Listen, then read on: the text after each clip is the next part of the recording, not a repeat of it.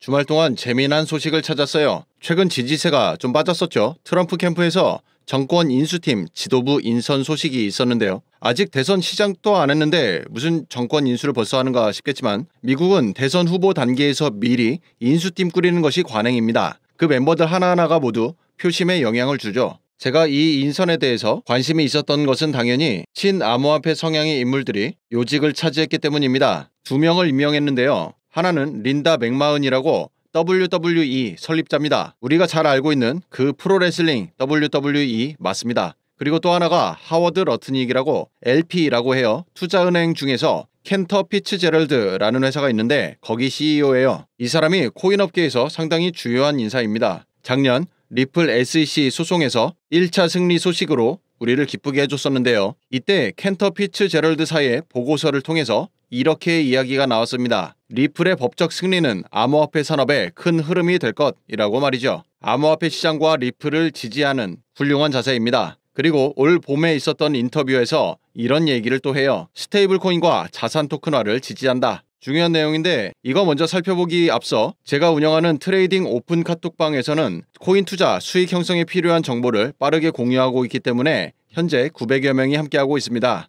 편안한 마음으로 들어와 주시기 바래요. 영상 하단 더보기 링크를 통해 가입 신청 바랍니다. 현재 스테이블 코인 사업은 테더와 서클이 1, 2위를 다투고 있죠. 그리고 곧 리플도 스테이블 코인 사업을 시작합니다. 뿐만 아니라 실물자산 토큰화 역시 리플의 주력 분야입니다. 따라서 리플과 리플 스테이블 코인의 역할이 커질 수밖에 없어요. 실물자산 토큰화가 힘을 받으려면 먼저 국가가 나서서 정책 사업화해야 합니다. 부동산을 토큰화한다면 등기소가 블록체인 업계에 열려야 한다고 여러 번 말씀드렸었죠. 그래서 이번 트럼프 진영 인선을 통해 거대 블록체인 사업화가 국책사업 지위를 갖게 되어 더 이상 규제 대상이 아니라 정부에서 키워나가는 산업으로 확장될 것이라 기대합니다. 따라서 리플의 역할이 아주 중요해질 거예요. 함께 기대를 모아보자고요. 그런데 아직도 SEC는 리플 발목 잡기에 한창입니다. 게리 겐슬러가 민주당이죠. 바이든 정부에서 꽂은 인사이니만큼 다음번에도 해리스죠. 민주당 재집권 가능성이 보이자 결과에 승복하지 않고 항소하려고 한다는데 이대로 사라지지 않겠다는 집념이 보이네요. 저는 투자 방식을 다양하게 하고 있습니다. 트레이딩, 신규 알트코인 등등 투자 수익 만든 걸로 리플을 꾸준히 매집하고 있어서 오히려 SEC의 발목 잡기 덕분에 리플 가격 상승폭이 제한되어서 매집 기간이 오히려 늘어나죠. 저는 개인적으로 나쁘지 않다 생각하지만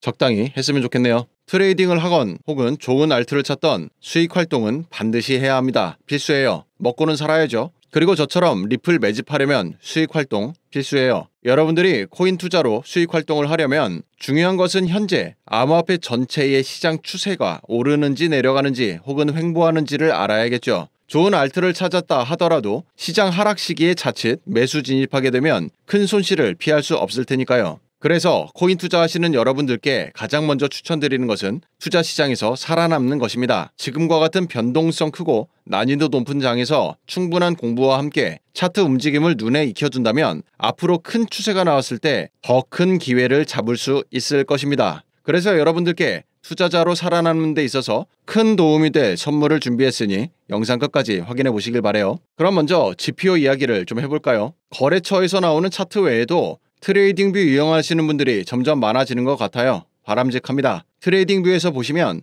차트의 추세와 매수 매도 타점을 포착하기 위해 다양한 지표가 있다는 것을 알 수 있는데요. 가장 기본값으로 나오는 거래량 있죠. 차트 하단에 있는 거래량 역시 중요한 지표 중에 하나입니다. 그 외에도 이동평균, 피보나치, 엘리엇, RSI, 일목구름 등 수많은 지표들이 있는데요. 유명한 지표들은 많지만 후행성 지표들이 대다수라는 거 다들 알고 계실 테고 또 지표들은 보통 해석의 여지가 많아서 난해하죠. 그래서 오래 살아남은 트레이더들은 대부분 자기만의 방식을 찾아냅니다. 오늘 소개드리는 방법은 지금과 같이 변동성 큰 시장에서도 90% 이상 높은 승률을 기록 중인 방법입니다. 바로 시작해보죠. 트레이딩뷰 차트를 열고 리플을 선택합니다. 30분 봉으로 시작하겠습니다. 지표가 없을 때의 차트를 보면 현재의 추세를 정확히 알기가 쉽지 않아요. 그래서 첫 번째로 추가할 지표는 잭스 비기너 스트래티지입니다. 먼저 차트 화면 상단에 지표를 클릭하고 잭스라고 입력을 해보세요. 그 다음 첫 번째에 있는 잭스 비기너 스트래티지 옵션을 선택합니다.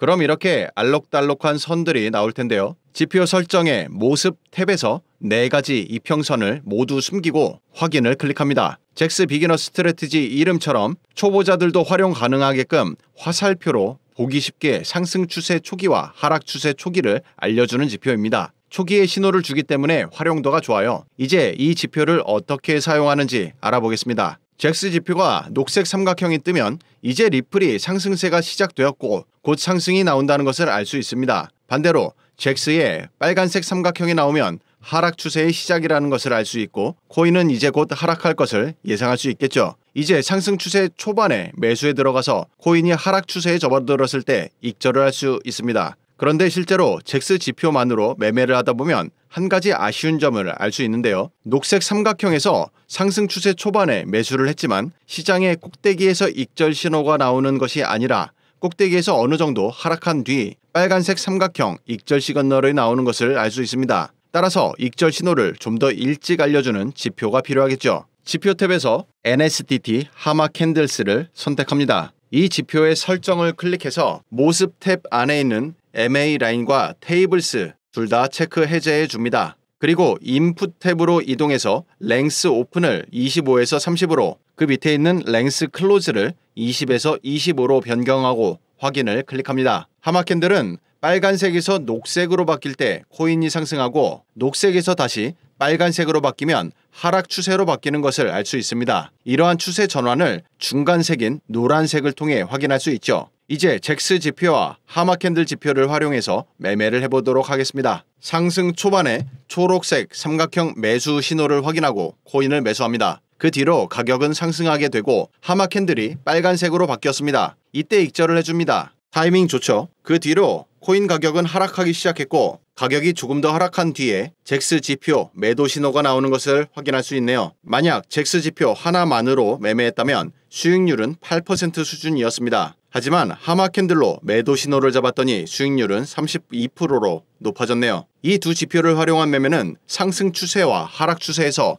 승률이 90% 정도는 되지만 횡보에서는 손절이 나거나 수익률이 매매 수수료에도 못 미치는 것을 알 수 있습니다. 따라서 횡보장에서는 매수 신호가 나오더라도 매수를 자제해야 하지만 실전 매매에서는 지금 당장 상승 추세 초반인지 횡보 구간인지 알기가 어렵고 결국 시간이 지나야 확인할 수 있다는 것이 문제겠죠. 따라서 지금이 횡보장인지를 초반부터 알 수 있는 지표를 추가합니다. 트레이딩뷰 지표에서 임펄스 MACD를 클릭하여 추가해 줍니다. 임펄스 MACD는 투자 자산의 변동성이 작은 횡보장과 상승 추세, 하락 추세를 히스토그램으로 구분해주는 역할을 하는 지표로 국내에서는 잘 안 알려졌지만 해외에서는 횡보장을 걸러주는 아주 인기 높은 지표입니다. 하단 히스토그램 차트를 보시면 히스토그램이 기준선 위에 캔들이 있을 때는 상승 추세를 그리고 기준선 아래에 있을 때는 하락 추세를 나타냅니다. 그리고 이렇게 기준선에 붙어 있을 때는 횡보 구간을 알려주는 독특한 역할을 하죠. 따라서 이렇게 기준선에 히스토그램이 붙어 있을 때는 당분간 횡보장이 계속된다는 뜻이기 때문에 잭스 지표에 녹색 표시가 나오더라도 매수를 하지 않습니다. 다행히 손절을 피할 수 있었네요. 지금부터는 이 세 가지 지표를 활용한 실전 매매를 해보도록 하겠습니다. 시장이 계속 하락을 하다가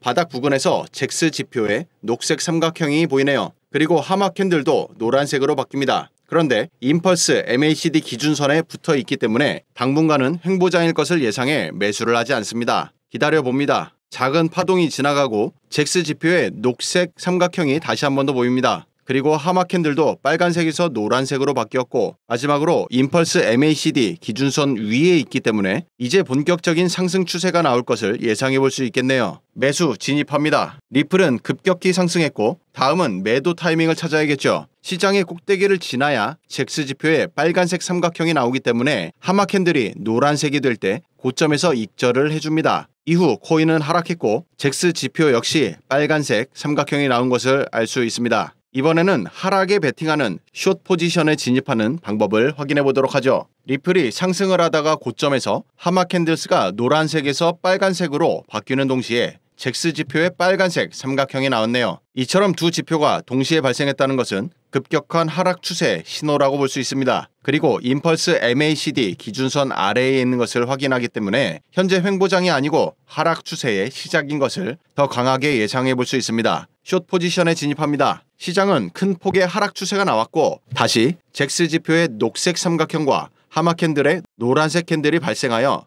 이제 하락 추세가 마무리되고 있음을 예상할 수 있기 때문에 숏 포지션을 익절합니다. 오늘은 상승 추세와 하락 추세의 시작점을 알 수 있는 지표 사용법에 대해 알아보았고 추세 매매의 가장 큰 문제인 횡보장을 걸러낼 수 있는 방법도 알아보았습니다. 오늘 알려드린 방법을 여러분들도 각자 차트에 넣어서 매매하실 때 참고하실 수 있는데요. 여기서 한 가지 문제에 봉착하게 되죠. 차트에서 먼저 잭스 비기너 스트래티지를 추가해주고 두 번째로 NSDT 하마 캔들을 추가해주고 세 번째로 임펄스 MACD 추가하려고 하면 세 번째부터는 트레이딩 뷰에서 이처럼 유료 결제를 하라는 메시지가 나옵니다. 저희 구독자분들 중 실제로 이 세 가지 차트를 무료로 넣고 싶으신 분들은 이 세 가지 지표를 하나의 지표로 만든 소스 코드를 보내드리려고 합니다. 이 소스 코드를 트레이딩 뷰에 적용하면 세 가지 지표를 하나로 인식하기 때문에 제가 사용하는 추세 기반 매매를 바로 이용해 보실 수 있습니다. 지표 설정과 매매법을 익혀나가는 단계에 있는 여러분들께 도움이 되고자 만들었으니 이용해 보실 분들은 카톡으로 개별 문의 주시기 바랍니다.